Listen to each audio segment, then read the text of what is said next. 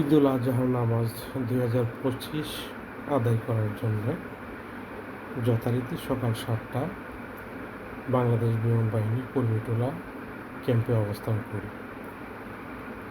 আমার সামনের সারিতে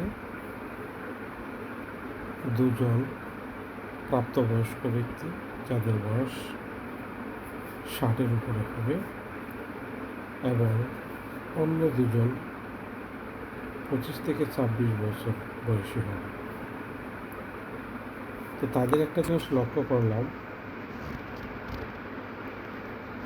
ইমাম সাহেব তাকবীর দেওয়ার সাথে সাথে বয়স্ক দুজন ব্যক্তি তারা সরাসরি রুকুতে চলে যায়।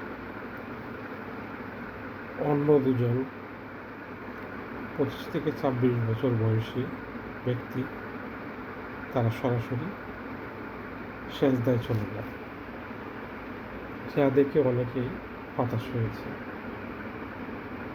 তো অনেকে আমরা ঈদের নামাজে ভুল করে থাকি।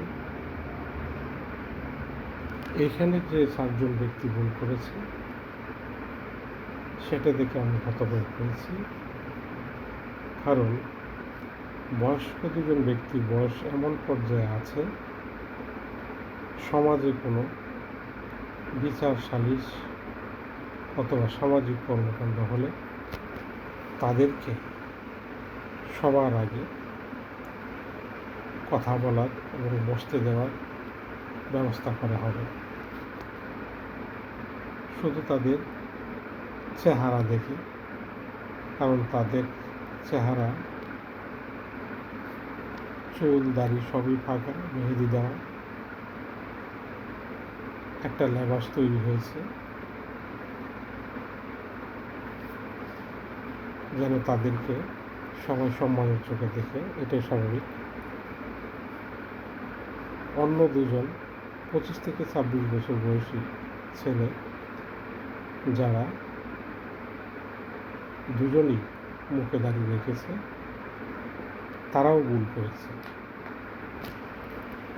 আমার প্রশ্ন হলো, 60 দুইজন ব্যক্তি যারা এখনও ঈদের নামাজটা কীভাবে আদায় করতে হয় তা শিখতে পারে, অথচ সমাজের গুরুত্বপূর্ণ সিদ্ধান্ত তাদের কাছ থেকেই আমরা পেয়ে থাকি। ভুল শুদ্ধ যাই হোক, সামাজিক ব্যবস্থা মেনে নিতে হয়।